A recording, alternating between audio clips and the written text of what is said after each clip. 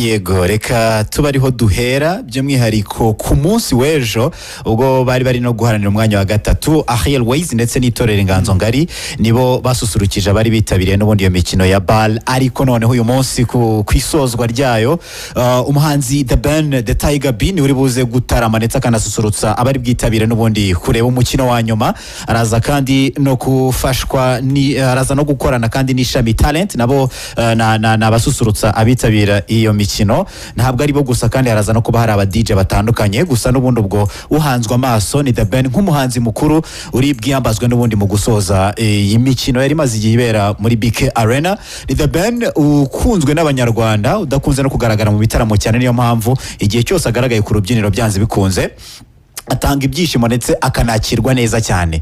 Hanyuma mite nkomereza kuri Kivumbi King yamaze kugera mu gihugu cy'Ubufaransa nkuko yabinyujije ku mbuga nkoranyambaga ze cyane urukuta rwa Instagram.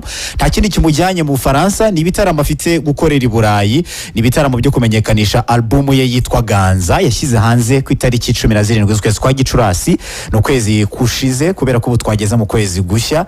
Iyi album rero ibihangano bitandukanye biro n'abahanzi batandukanye atangira urugendo rwo kuyimurika ndetse no kuyisogongeza abatuye ku mugabane w'Uburayi. Igitaramo cya mbere rero Ferdinand gifite kuri uyu munsi n'uri tariki ya mbere z'ukwezi kwa gatandatu i Lyon naho yatungukiye. Ikindi gitaramo gifite ku itariki ya 15 mu Budage, ikindi gitaramo gifite muri Poland ku itariki ya 29. Yavuze ko andi matariki ashobora kuzataramira ku mugabane w'Uburayi azagenda ayamenyesha abakunzi be uko iminsi izagenda iza. Ariko kandi abanyarwanda barabizi ko dufite icyamamare muri sinema ndetse no mu rwenya ni Dave Chappelle ari mu Rwanda nyuma y'uko yataramye ku munsi wa kane ku munsi w'ejo. Byagaragaye ko yanasuye urwibutso rwa jenoside rwa Kigali ruherereye ku Gisozi aho yasobanurira amateka n'ubundi yagejeje u Rwanda mu icuraburindi rya jenoside yakorewe abatutsi mu mwaka wa 1994. Ariko kandi yanagaragarijwe urugendo rwo kwiyubaka nyuma y'amateka asharira abanyarwanda banyuzemo. Amafoto rero yagiye ku mbuga nkoranyambaga agaragaza ko yagiyeyo ndetse akanonamira inzirakarengane ziruhukiye muri urwo rwibutso. Hanyuma kandi nari navuze kuri Ariel Wayz ho gato akimara gutarama yaganiriye n'itangazamakuru. Ferdinand avuga ko buriya rwose ngo abantu batekereza ko nyuma y'uko amakuru yagiye hanze avuga ko yatandukanye na Juno Kizigenza bigeze kuvugwa mu rukundo, yavuze ko kuri ubu ngubu ari mu maboko meza y'umusore. Avuga ko n'abasore bashobora kuba bamwifuza ko bakundana ngo basubiza amerwe mu isaho ngo ubu aranezerewe cyane mu rukundo rushya. Hanyuma kandi twikomereze mu gihugu cya Tanzania. Nahoze mbona igitaramo cyari kibereye Dar es Salaam kirimo uwitwa Zuchu ndetse n'umusore muto witwa D-Voice uri kubarizwa muri Wasafi. Bataramye karahava. Uyu musore yanaririmbanye na Zuchu indirimbo afitanye yitwa Bam Bam ndetse n'izindi ndirimbo ziri ku album ye yasohoye umwaka ushize. Ni umusore uri kwakirwa neza mu ruganda rwa Tanzania ariko mu by'ukuri ntabwo ari umuhanzi ukomeye cyane nk'uko abandi bo muri Wasafi bimeze, gusa aracyari mushya nta nubwo umwaka urashira. Hari icyizere kuko muri Tanzania aho batangiye kumwizereramo. Hanyuma kandi ku itariki 31 z'ukwezi kwa gatanu nibwo uwitwa Ariel yashyize hanze album yise ngo There I Turned to 21 iriho indirimbo zigera kuri 15. Navuze ndeba ikiganiro yagiranye n'itangazamakuru ryo mu gihugu cya Tanzania agaruka kuri album anagaruka ku buzima bwe nk'umunyamuziki. Avuga ko yatangiye umuziki afite imyaka 17 hagati ya 17 na 18. Avuga ko byari bigoye cyane nk'umwana ariko kuri ubu akaba yishimira ko amaze gukura kandi ibikorwa amaze kugeraho biruta imyaka afite kuko ubundi bwo afite imyaka 21. Yanashimiye cyane kuba yarakoranye n'amazina akomeye cyane kuri album ye ariko noneho bamaje bati niki kintu wishimira ku myaka 21.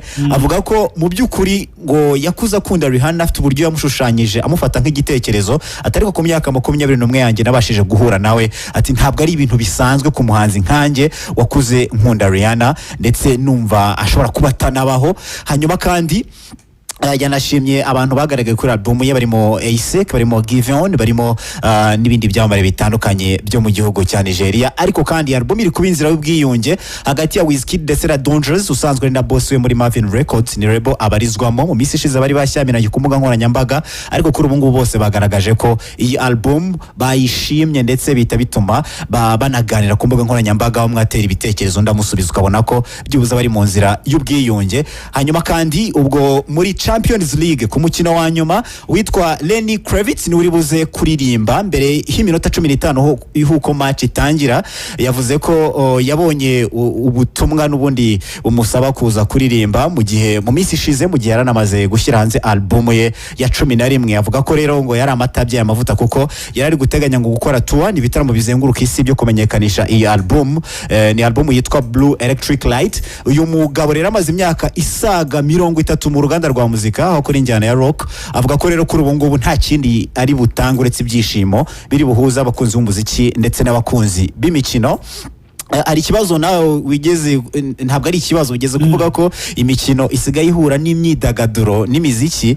Nawe yakibajijwe avuga ko buriya ngo bifite ahantu bihuriye cyane kuko ngo byose hari uburyo bikoranye bikozwe mu bugeni. Ikindi kandi anavuga ko buriya ngo ari impano akenshi iba yaravukanywe wenda wamara gukura ukayikuza. Avuga ko rero iyo sano bifitanye. Ikindi kandi yanavuze ko bihuriye ngo nuko ari ikintu gihuza abantu benshi. Yavuze ko rero ari bugerageze gushimisha abantu bakunda ibyo byombi cyangwa n'abakunda kimwe akaza kubakundisha ikindi muri performance y'iminota 15 ari buze kugira mbere yuko umukino wa nyuma wa Champions League uri butambuke.